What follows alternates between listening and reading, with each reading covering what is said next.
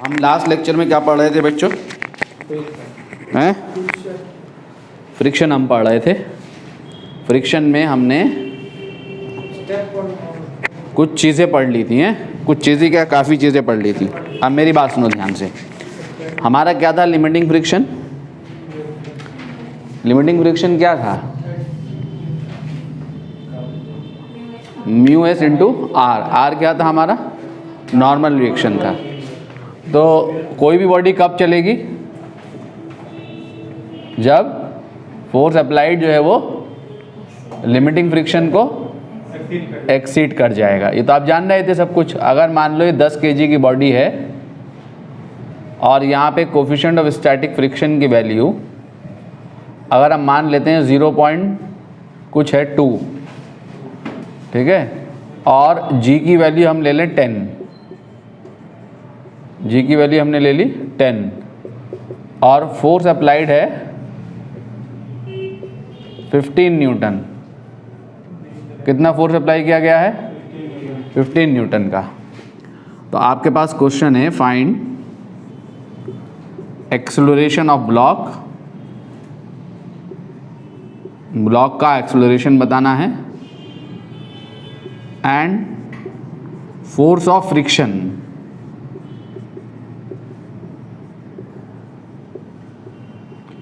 Between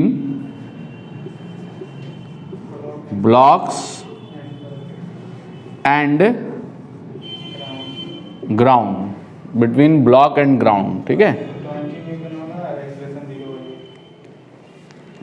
block के और ground के बीच में फोर्स ऑफ फ्रिक्शन बताना है। बताओ। हाँ जी बोलो। एक्सेलरेशन 0 है और फोर्स ऑफ फ्रिक्शन 20 न्यूटन है। इनका ये जवाब आया है। यही जवाब है। कहाँ पे है फोर्स ऑफ फ्रिक्शन 20 न्यूटन? किधर है फोर्स ऑफ फ्रिक्शन? पीछे को। और इधर को कितना लगा? तो फोर्स से तो अनबैलेंस है, तो एक्सेलरेशन 0 कैसे होगा? 20 न्यूटन इधर को तुम्हें फ्रिक्शन मिल रहा है और 15 इधर को मिल रहा है, तो 5 न्यूटन इधर को ना मिल गया नेट फोर्स, तो ब्लॉक इधर को चल जाएगा। फ्रिक्शन कितना है? 15 न्यूटन है, 20 न्यूटन नहीं है।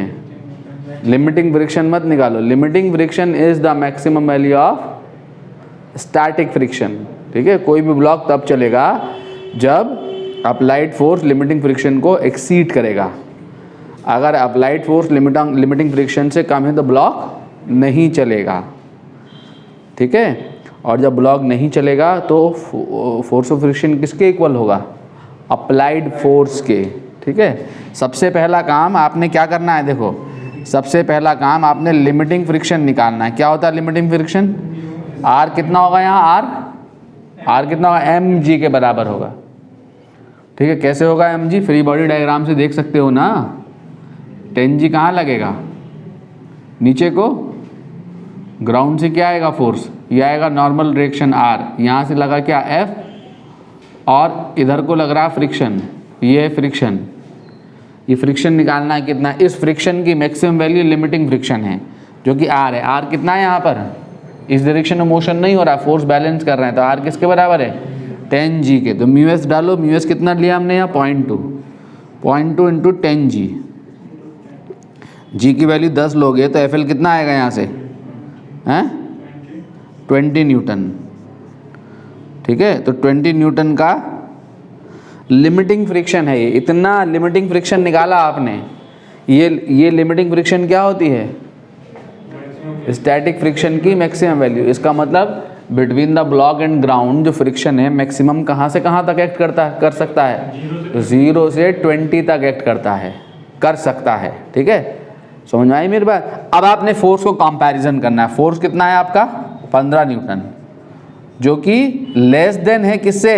लिमिटिंग फ्रिक्शन से, ठीक है। एंड लिमिटिंग फ्रिक्शन कितना है आपका? 20 न्यूटन है, ठीक है। कोई भी ब्लॉक तब चलेगा जब आप फोर्स अप्लाइड लिमिटिंग फ्रिक्शन को एक्सीड करेगा। सो ब्लॉक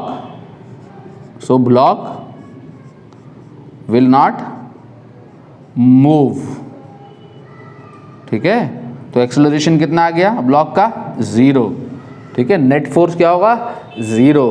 तो कितना फ्रिक्शन एक्ट कर रहा होगा? तो फोर्स ऑफ फ्रिक्शन एक्ट्स कितना? इतना नहीं एक्ट कर रहा फ्रिक्शन, जितना फोर्स अप्लाइड है, अप्लाइड फोर्स 15 न्यूटन है, उतना ही फ्रिक्शन है, फ्रिक्शन भी 15 न्यूटन है।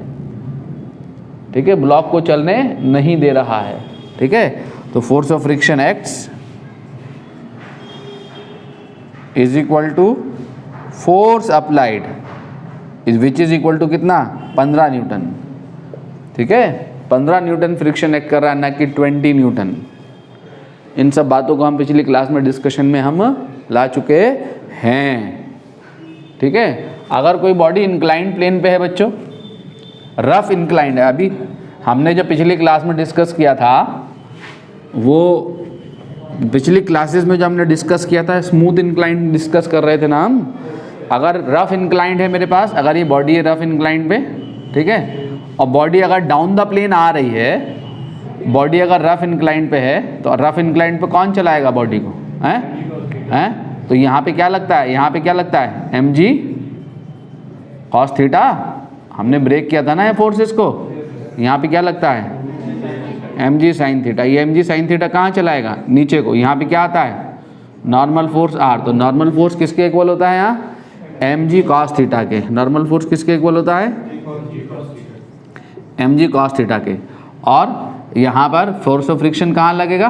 अगर ये स्मूथ है सरफेस, स्मूथ सरफेस है, तो इंक्लाइन के रिस्पेक्ट में बॉडी नीचे चल जाएगी ना, तो फ्रिक्शन कहाँ आएगा? ऊपर को आएगा, mu s into R. R कितना होगा यहाँ? mg cos theta. तो लिमिटिंग फ्रिक्शन कितना होगा? Mu s into mg into cos theta, ये होगा। ठीक है, ये होगा लिमिटिंग फ्रिक्शन। ठीक, तो ब्लॉक कब चलेगा? जब ड्राइविंग फोर्स लिमिटिंग फ्रिक्शन को एक्सीड करेगा। जब ड्राइविंग फोर्स लिमिटिंग फ्रिक्शन को एक्सीड करेगा। समझ में आया? ड्राइविंग फोर्स कौन? क्या देखने जा रहे हैं हम? Angle of repose. क्या देखने जा रहे हैं? Angle of repose. ठीक है, ड्राइविंग फोर्स कौन है इस ब्लॉक के ऊपर? ये कौन है? ये कौन है? लिमिटिंग फ्रिक्शन है। क्या होता है limiting friction? Mu mg mu s into R होता है। और आर कितना है यहाँ? यहाँ रखो, कितना? Mu s into mg into cos theta. और ड्राइविंग फोर्स कितना है? जो बीच ब्लॉक को नीचे को ड्राइव करने की टेंडेंसी रख रहा है, कितना है ड्राइविंग फोर्स? बोलो हैं? Driving force is equal to mg sine theta. ठीक है, mg साइन थीटा है। अगर driving force if mg sine theta, जो कि ड्राइविंग फोर्स है, वो लेस देन है किससे? FL से, लिमिटिंग फ्रिक्शन से, mu s into mg cos theta से। लिमिटिंग फ्रिक्शन क्या है?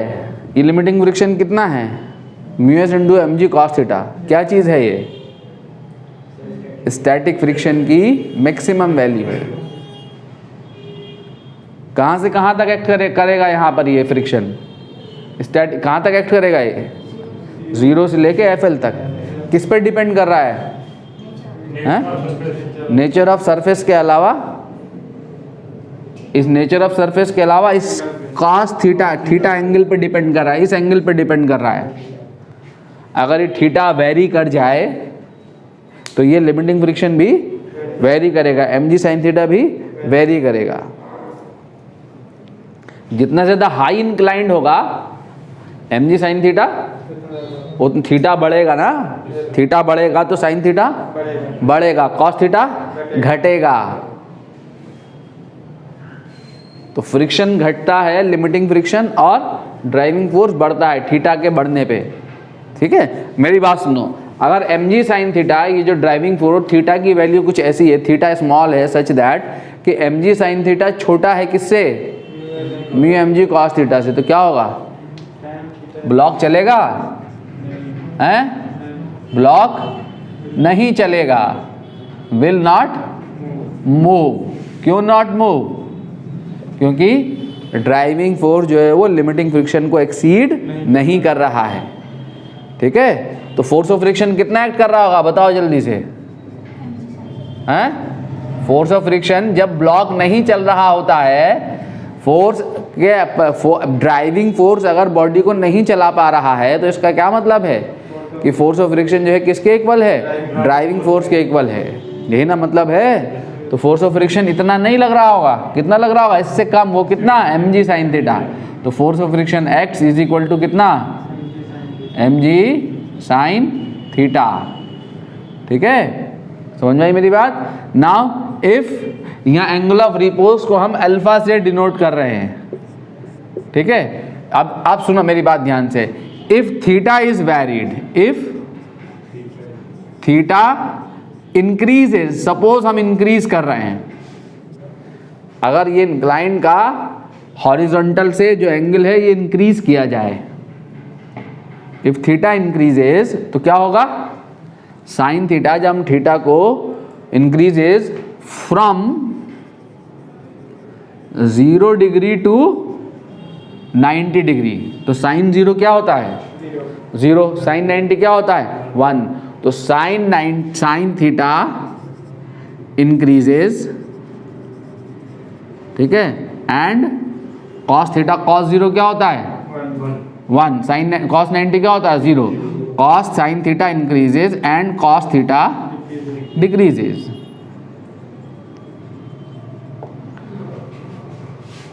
ठीक है, साइन थीटा बढ़ेगा, कॉस थीटा घटेगा। एज अ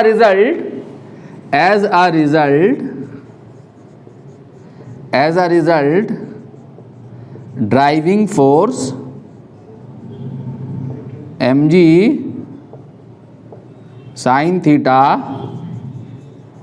increases while limiting friction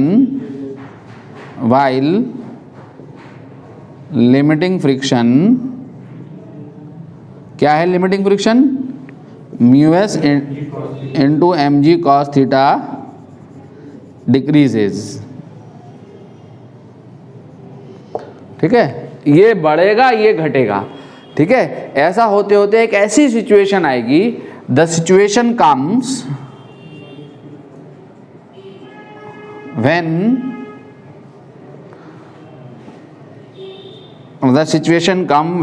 eight theta बराबर अल्फा, थीटा बराबर अल्फा एक ऐसा एंगल रीच करेगा जिसको मैंने नाम दे दिया, क्या?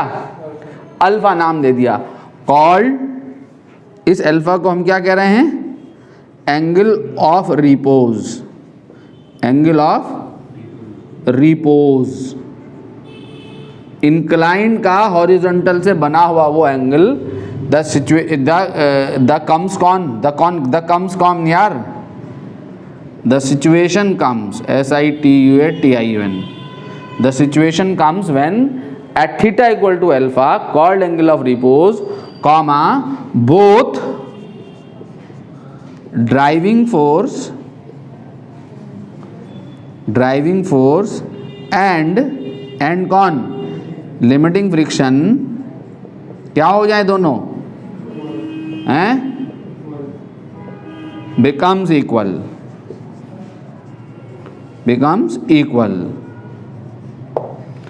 ठीक है, एक ऐसी सिचुएशन आएगी जिस सिचुएशन पे mg sin थीटा और ये mg sin थीटा नीचे को और ये लिमिटिंग फ्रिक्शन ऊपर को, ये दोनों आपस में क्या होगा? इक्वल हो गए।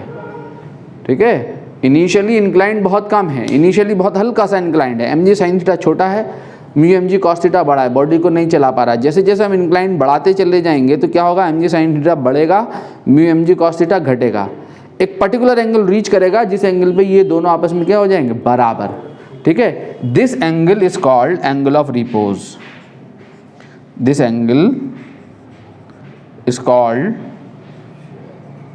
Angle of repose. तो क्या है angle of repose?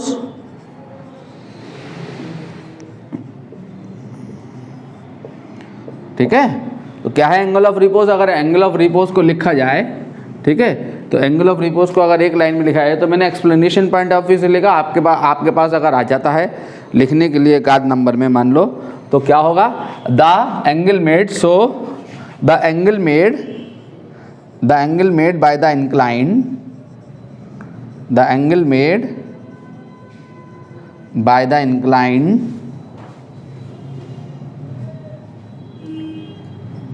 The angle made by the incline किसके साथ है, ये क्या है, horizontal, with horizontal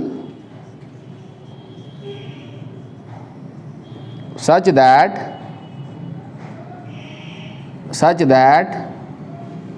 at this angle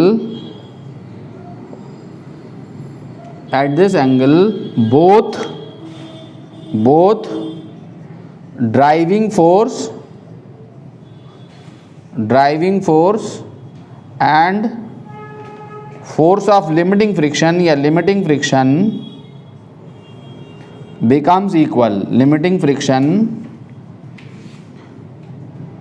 becomes equal,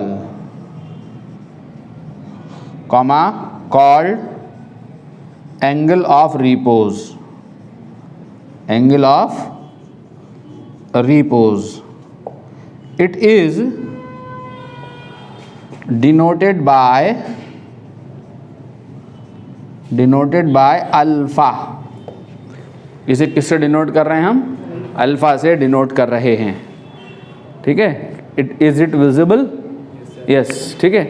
तो the angle made by the incline with the horizontal such that at this angle both driving force and limiting friction becomes equal, called angle of repose. It is denoted by alpha. तो क्या हुआ कि mg sine theta, तो at theta बराबर alpha, तो क्या हुआ, at theta बराबर अल्फा mg साइन अल्फा किसके इक्वल हो गया, बोलो, mu s into M G into cos alpha के, ठीक है। तो mg से mg कट गया, तो tan alpha is equal to किसके इक्वल आ गया, म्यू एस के। तो अल्फा इज इक्वल टू किसके आ गया, टेन इनवर्स म्यू एस के।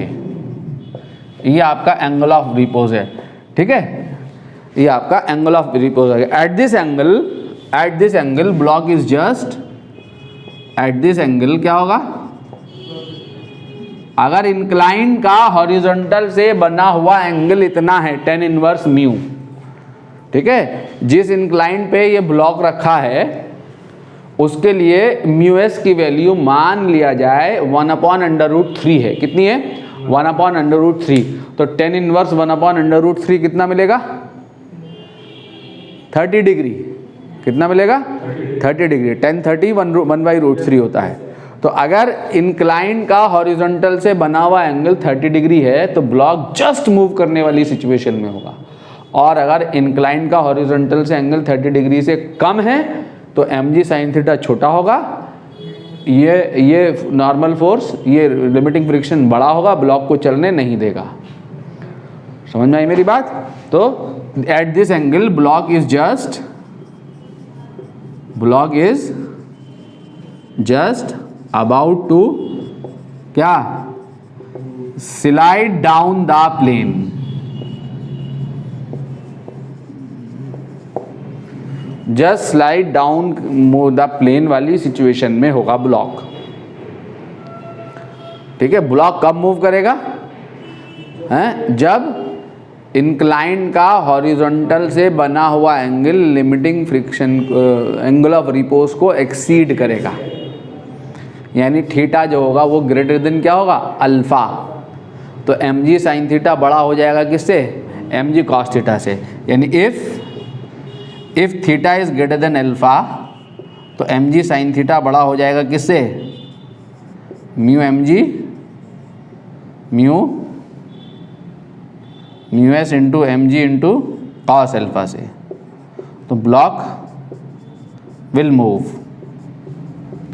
अब ब्लॉक जो है वो मूव करेगा, ठीक है। इस अवस्था में ब्लॉक मूव करेगा, ठीक, समझ गया मेरी बात को, ठीक है, ठीक है, ठीक है। ब्लॉक अगर मूव करेगा तो ब्लॉक मूव करने लगेगा, ठीक है। स्टार्ट कर देगा ए एक्सेलरेशन से, वो स्टार्टिंग एक्सेलरेशन निकाल सकते हैं। अगर कोएफिशिएंट ऑफ काइनेटिक फ्रिक्शन दिया हुआ है तो अब एक्सेलरेशन कितना हो जाएगा ब्लॉक का, अगर म्यू के जो है, अगर म्यू के फाइनली कितने एक्सेलरेशन से चलेगा, अगर म्यू के जो है कोफिशिएंट है किसका, कोफिशिएंट ऑफ काइनेटिक फ्रिक्शन है, तो अब जब ब्लॉक मूव कर गया तो ऊपर को क्या एक्ट करने लगेगा, काइनेटिक फ्रिक्शन एक्ट करने लगेगा। ठीक है, काइनेटिक फ्रिक्शन एक्ट करने लगेगा। कितना एक्ट करने लगेगा kinetic friction, mu s into M G into cos theta, तो लिमिटिंग फ्रिक्शन है। काइनेटिक फ्रिक्शन कितना होगा, म्यू के into M G into cos theta, तो नेट फोर्स कितना मिलेगा चलने के लिए, अगर एम जी साइन थीटा बड़ा हो गया तो M G sine theta minus mu के into M G into cos theta, तो एक्सेलरेशन कितना आ जाएगा, M G sine theta minus mu के into M G into cos theta upon mass, ये आ जाएगा। और अगर एम एम कैंसिल हो जाएगा ना, तो एक्सेलरेशन कितना आ जाएगा, जी साइन थीटा माइनस म्यू के जी कॉस थीटा। ठीक है, और अगर म्यू के और म्यू एस अलग अलग गिवन नहीं है तो एक ही वैल्यू ले लेंगे, ये भी और ये भी। ठीक है बच्चों, तो क्या समरी है इसकी, इसका समरी क्या है, ये मिटा दूं इधर वाला सारा है, नोट कर लो फिर जल्दी से धाएं से। आज मेरे पेट में दर्द जैसा क्यों हो रहा है। और भी टीम कहाँ है तुम्हारी, वो जो दानियाल कहाँ है, हैं दानियाल से क्यों, अरे भैया बैठा तो इसलिए नहीं जा रहा ना कि बच्चों को सबको जो है आराम तलबी की आदत हो गई, अब पैसे बैठेंगे कैसे। तो अब आपके सामने क्या है बच्चों, सुनो मेरी बात ध्यान से, समरी क्या है, summary, if theta is less than alpha, जहां अल्फा क्या है, अल्फा क्या है, एंगल ऑफ रिपोज है। अगर एंगल ऑफ रिपोज कम है इंक्लाइन का हॉरिजॉन्टल से बना हुआ एंगल ऑफ रिपोज से कम है, तो एम जी साइन थीटा जो है लेस देन होगा किसके, mu M G cos theta के। यहाँ म्यू मैं एक ही ले लेता हूँ, है म्यू एस और म्यू के एक ही ले लेता हूँ, तो M G sine theta less होगा किससे, mu M G cos theta से। तो ब्लॉक चलेगा, हैं, ब्लॉक विल नॉट मूव। कितना एक्ट करेगा फोर्स ऑफ फ्रिक्शन, है जो ड्राइविंग फोर्स है, तो force of friction acts is equal to M G sine theta. ठीक है, और अगर हमारे पास सेकंड सिचुएशन हो, if theta is equal to alpha, अगर theta is equal to alpha होगा, ठीक है, इंक्लाइन का हॉरिजॉन्टल से बना हुआ एंगल किसके इक्वल होगा, एंगल ऑफ रिपोज के इक्वल होगा। कैसे निकलेगा ये, कैसे निकलेगा, tan इनवर्स म्यू से। ठीक है, यहाँ पे जो कोफिशिएंट ऑफ स्टैटिक फ्रिक्शन दिया होगा वो फ्रिक्शन इस अल्फा की वैल्यू निकालेगा। ठीक है, ये आपका अगर है मान लिया, ठीक है, तो क्या होगा, M G sine alpha is equal to किसके इक्वल होगा, mu M G cos alpha के। ब्लॉक क्या होगा, is just, block is just, बोलो, about to slide down the plane, about to slide down the plane. Friction कितना act कर रहा होगा, फोर्स ऑफ फ्रिक्शन एक्ट्स कितना बोलो,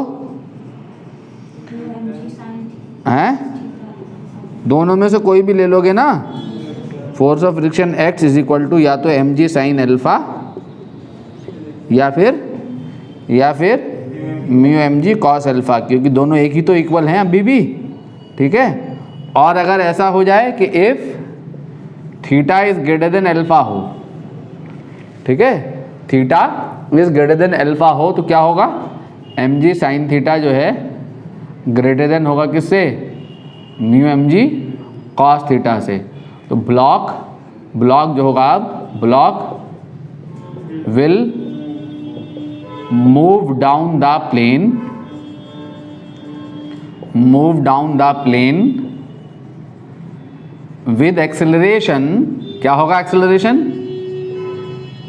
बता सकते हो क्या? ड्राइविंग फोर्स जो नीचे को चला रहा है वो, माइनस फ्रिक्शन जो चलने से रोक रहा है वो, अपॉन मास।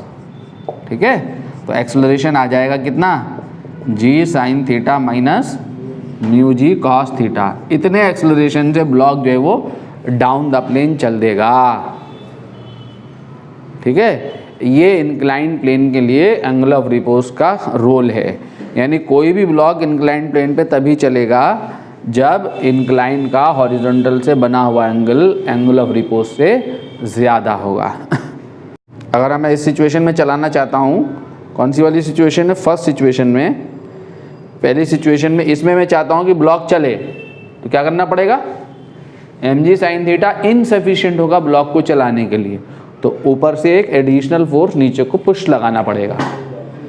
ऊपर को एडिशनल पुश देके ब्लॉक को चलाना पड़ेगा, ब्लॉक खुद नहीं चलेगा। mg sin theta insufficient force होगा। ठीक है, नहीं क्लियर हो गया? ठीक, मिटा दूं? नोट करो फिर जल्दी से। कहाँ पे? हाँ, कॉस अल्फा।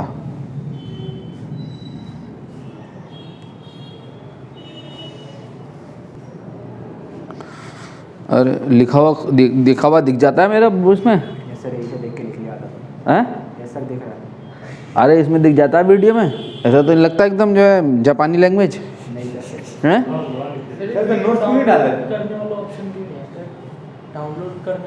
डाउनलोड नहीं हो सकता है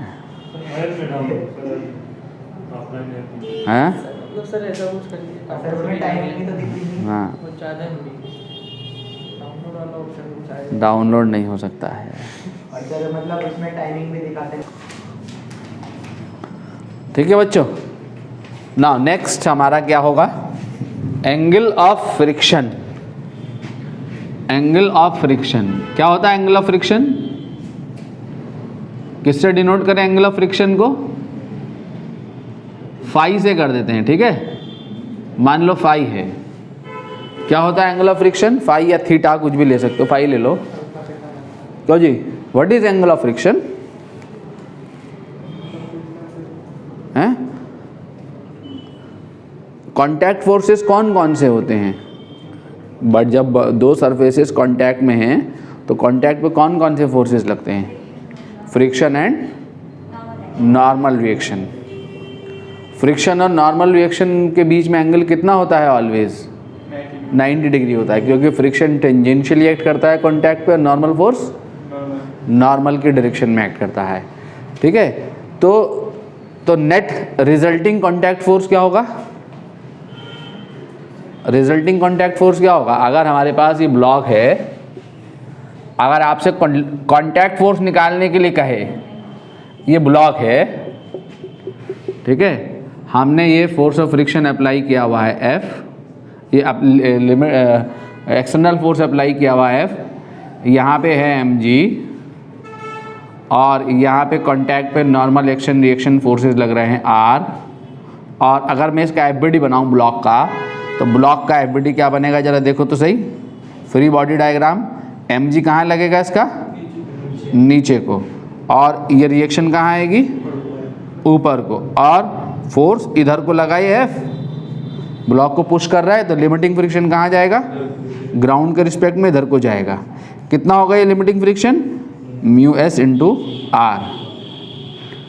ठीक है, तो ये कौन सा फोर्स है? नॉर्मल फोर्स, कांटेक्ट फोर्स है। लिमिटिंग फ्रिक्शन कौन सा फोर्स है? कांटेक्ट फोर्स है। म्यू की वैल्यू लेस देन 1 होती है, म्यू की वैल्यू लेस देन 1 होती है, तो लिमिटिंग फ्रिक्शन इस नॉर्मल फोर्स से छोटा मिलेगा। ठीक है, नॉर्मल फोर्स से छोटा होता है लिमिटिंग फ्रिक्शन, ये बात याद रहे।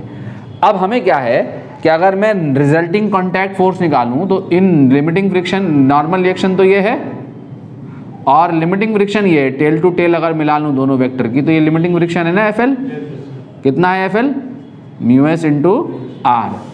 अगर मैं रिजल्टिंग कांटेक्ट फोर्स निकालूं, तो रिजल्टिंग कांटेक्ट फोर्स क्या होगा? इन दोनों के पैरेललोग्राम का डायगोनल।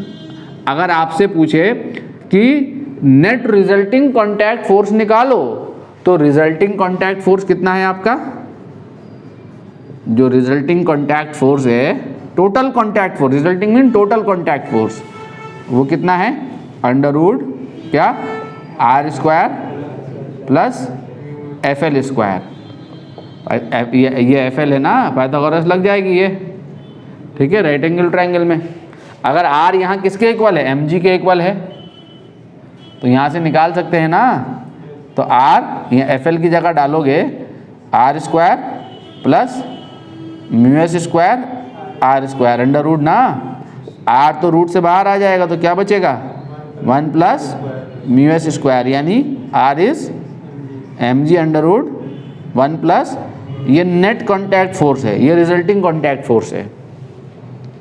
अब हम तो यहाँ निकालने चले थे क्या? हमसे ये नहीं पूछ रहा था, हमसे क्या पूछ रहा था? Angle of friction. Angle of friction क्या होता है? कि नॉर्मल रिएक्शन और लिमिटिंग फ्रिक्शन का रिजल्टेंट, जो कि ये है, नॉर्मल रिएक्शन और लिमिटिंग फ्रिक्शन का रिजल्टेंट जो कि ये है। नॉर्मल रिएक्शन से जो एंगल बना रहा होता है, this angle is called angle of angle of friction. ठीक है, ठीक है। द एंगल मेड बाय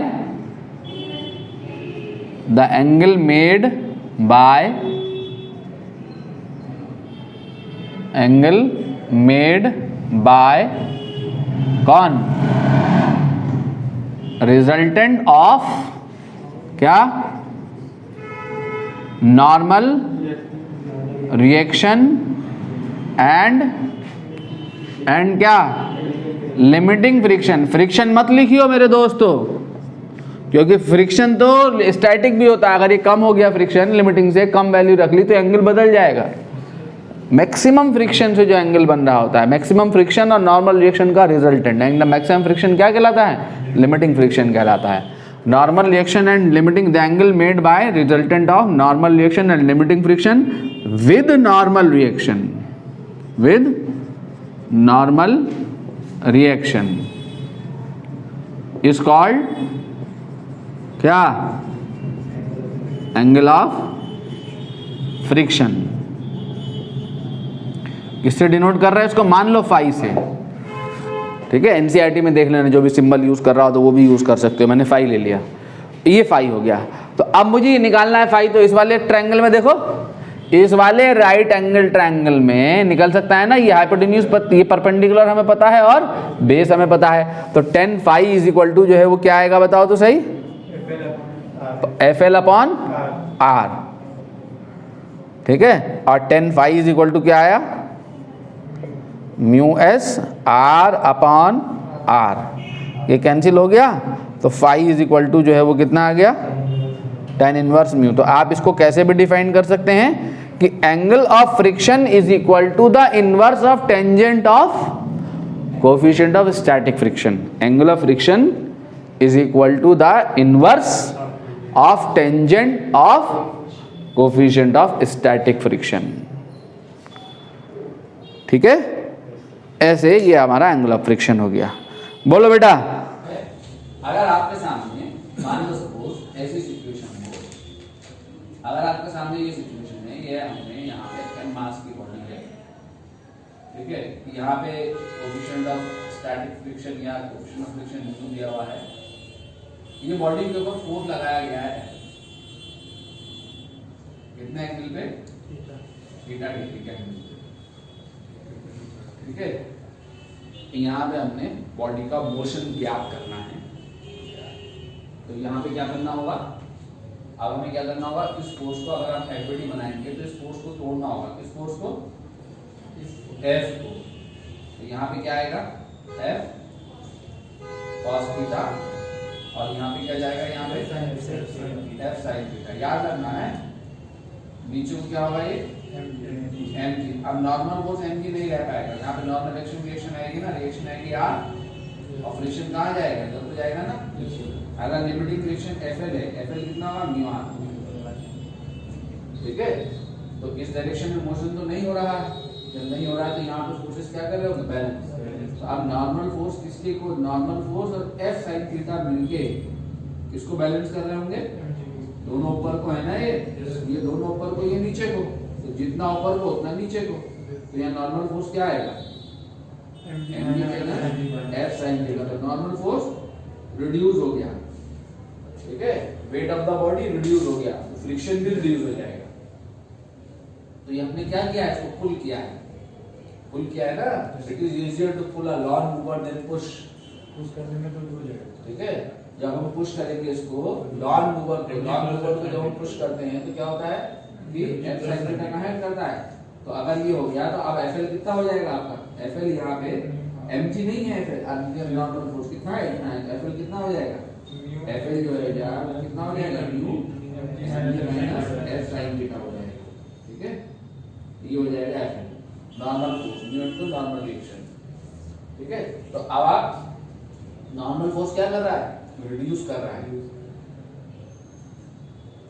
ठीक है। अगर इसी को फोर्स की डायरेक्शन को बदल दिया जाए, ब्लॉक को पुश किया जाए, अगर फोर्स की डायरेक्शन को बदल के अगर हम यहाँ से ब्लॉक को पुश करें एफ फोर्स लगा के, कितने एंगल पे, थीटा एंगल पे, तो देखो ये एंगल थीटा, तो ये भी क्या होगा, थीटा होगा ना।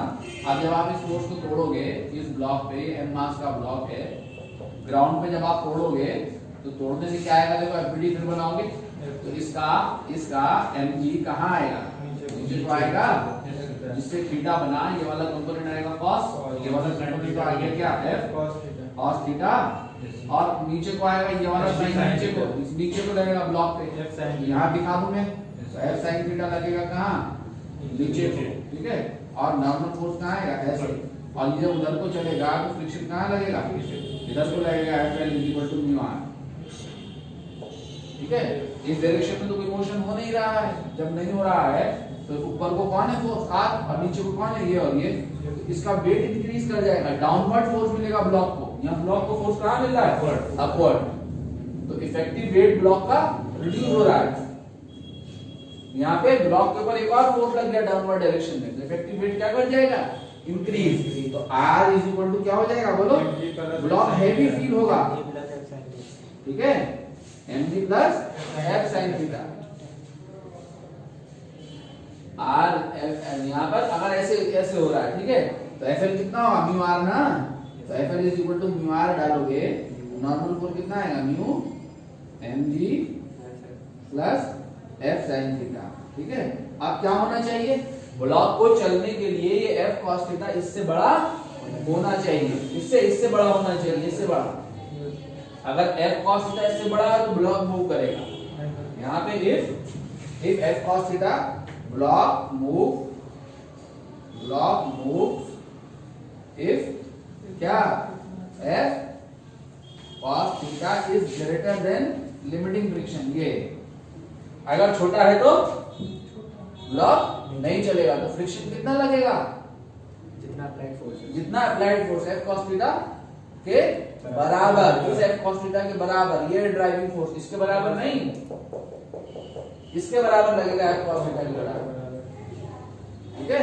और अगर बड़ा है तो ब्लॉक मूव करेगा, कितने एक्सेलरेशन से मूव करेगा, एक्सेलरेशन तो ब्लॉक कितना आ जाएगा, f cos theta minus FL/m, FL यहां से उठा के रख दो, यहां पे ब्लॉक कब मूव करेगा, ब्लॉक मूव्स तब if ये f cos थीटा, ये driving force greater than FL, और अगर लेस देन है तो ये f cos थीटा इस FL से कम है तो ब्लॉक नहीं चलेगा, ठीक है। जब ब्लॉक नहीं चलेगा तो फ्रिक्शन कितना लगेगा, f cos थीटा लगेगा, एक्सेलरेशन कितना आएगा यहाँ, बोलो, f cos theta minus FL/m, FL कितना होगा, इतना, mu mg plus f sin theta, ठीक है। ऐसे ही अगर इंक्लाइंड प्लेन पे है, देखो अगर ये इंक्लाइंड है, अगर हम इंक्लाइंड प्लेन पे ब्लॉक को अप द प्लेन लेके जा रहे हैं, अप द प्लेन ब्लॉक जा रहा है, फोर्स लगाया कहां, अप द प्लेन, तो अप द प्लेन फोर्स लगाओगे तो ब्लॉक कहां जाएगा, ऊपर, तो नीचे को क्या लगेगा, mg sin थीटा, यहाँ पे क्या लगेगा mg cos थीटा, यहाँ पे क्या लगेगा नॉर्मल फोर्स r, और यहाँ पे क्या आएगा, यहाँ पे fl क्या होगा न्यू r। अगर ये a एक्सेलरेशन से ऊपर को चला है, ब्लॉक को अब द प्लेन चलाने के लिए एक्सटर्नल से फोर्स लगाना पड़ेगा, तब चलेगा ब्लॉक। ठीक है, तो नॉर्मल फोर्स किसके इक्वल है बोलो, mg cos थीटा के। तो fl किसके इक्वल है न्यू mg cos थीटा के। नेट फोर्स कितना मिलेगा चलने के लिए f और minus mg sin theta minus fl। fl मतलब क्या mg cos थीटा अपॉन मास, नेट फोर्स अपॉन मास होता है ना एक्सेलरेशन, ये एक्सेलरेशन निकल के आएगा। अगर आप द प्लेन फोर्स लगाओगे ब्लॉक के ऊपर तो, ठीक है। और अगर ऐसी सिचुएशन हो, आप सुनो मेरी बात ध्यान से, अगर यही मन्नो देखो, अगर यही हो ना, अगर इस पे ऐसे फोर्स लगा दिया जाए, ऐसे अभी कहां लगाया था फोर्स,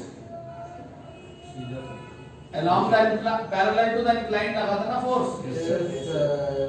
अब कहां लग गया ठीक है थीटा एंगल पे, तो फिर वही बात हो जाएगी। क्या चेंज हो जाएगा, नॉर्मल फोर्स बदल जाएगा, क्योंकि इस फोर्स का एक कंपोनेंट यहां लग जाएगा ना sin थीटा। sin थीटा कहां लग जाएगा mg cos थीटा। अगर एफबीडी बनाओगे इसका, तो इसका एफबीडी कैसे बनेगा, ये आपका है ना इंक्लाइंड प्लॉट, ये ब्लॉक है, यहाँ पे लगा क्या mg cos थीटा, और यहाँ पे लगा क्या f cos थीटा। एक कंपोनेंट तो यहाँ थीटा बना और एक बन गया sin थीटा, तो f sin थीटा यहाँ लग गया ना, और क्या लग गया यहाँ नॉर्मल फोर्स r, और क्या लग गया यहाँ mg sin थीटा, और क्या लग गया यहाँ fl, और fl कितना म्यू r।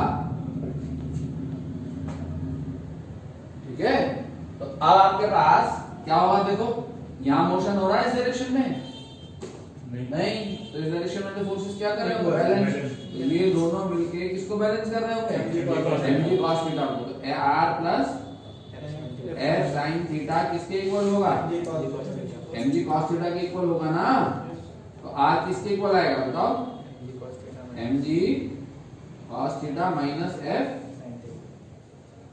sin थीटा के इक्वल आएगा। ये क्या आ गया नॉर्मल फोर्स, नॉर्मल फोर्स देखो अब mg cos थीटा नहीं रहा, तो mg cos थीटा नहीं होता ना, need not to be mg cos theta on inclined plane, depend करेगा other forces applied on the block. Normal force carefully तोड़ना होगा mg को, इन फोर्सेस को तोड़ के चेक करना होगा, ना कि नॉर्मल के अलाउंग फोर्सेस को बैलेंस करना होगा। ठीक है, अब एक्सेलरेशन कितना आ जाएगा बताओ तो सही, f cos थीटा, कब करेगा ब्लॉक एक्सेलरेट, जब f cos थीटा इन दोनों को एक्सीड कर जाए। ठीक है, f cos theta minus mg sin theta minus fl, fl कितना होगा म्यू इनटू r, r कितना mg cos theta minus f sin theta, ये होगा fl अपॉन मास। ठीक है, ऐसे यहां पर देख के ध्यान से करेंगे क्वेश्चन को। ठीक है, एनसीईआरटी क्वेश्चन है 5.25 बच्चे। क्वेश्चन आया आपकी समझ में, ये कन्वेयर बेल्ट है, ठीक है, ये कन्वेयर बेल्ट है, इसके ऊपर मैन क्वेश्चन कह रहा है figure shows a man standing stationary with respect to a horizontal conveyor belt, belt के रिस्पेक्ट में स्टेशनरी है, ठीक है, इज एक्सेलरेटिंग विद 1 मीटर पर सेकंड स्क्वायर।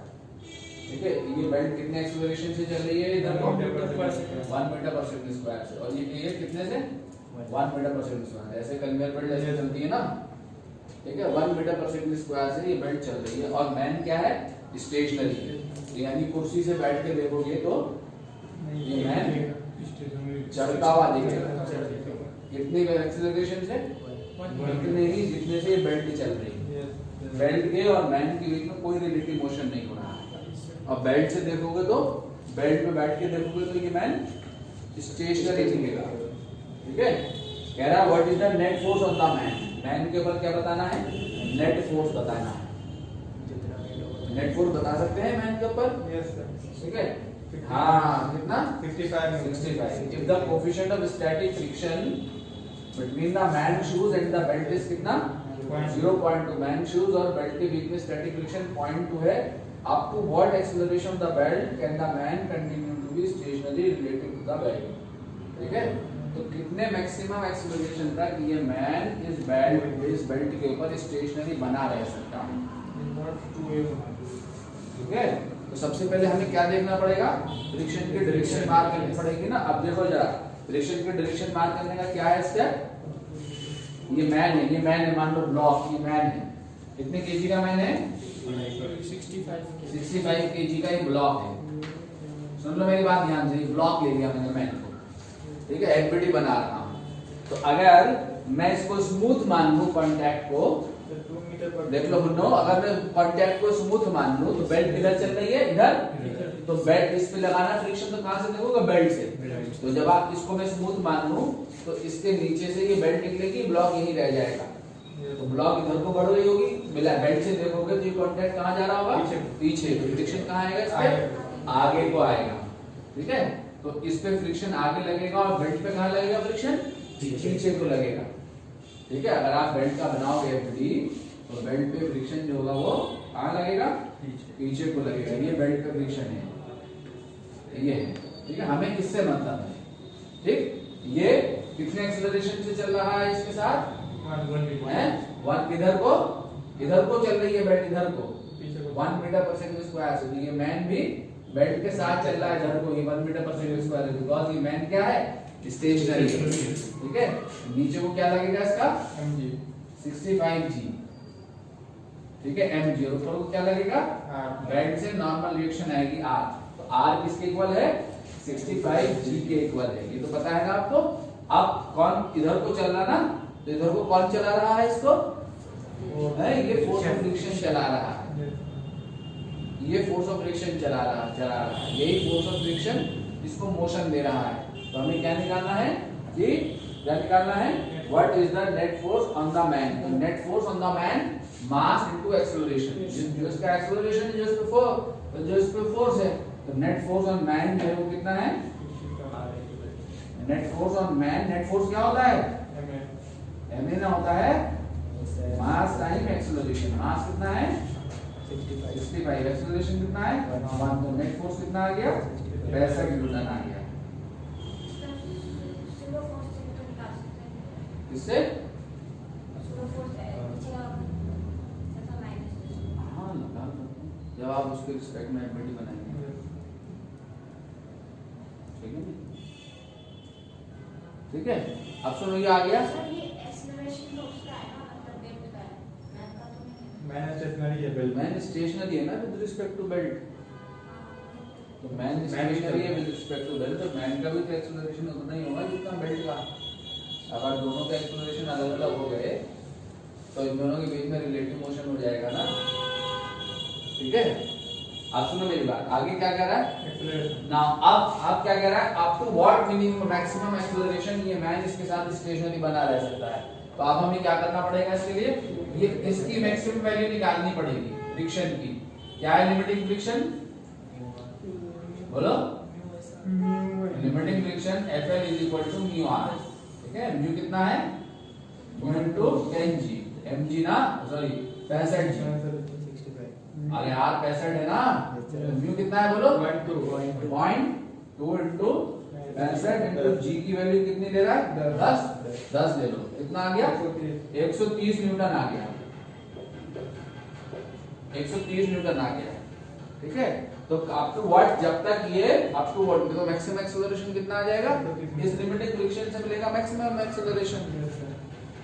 ठीक है, तो लिमिटिंग फ्रिक्शन तो maximum acceleration up to which maximum acceleration up to which man remains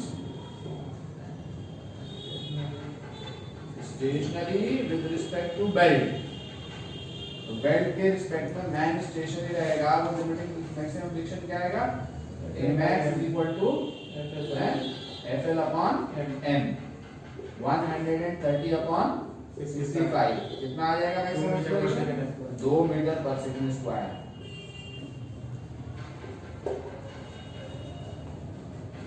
कितना आ जाएगा, 2 मीटर पर सेकंड स्क्वायर आ जाएगा।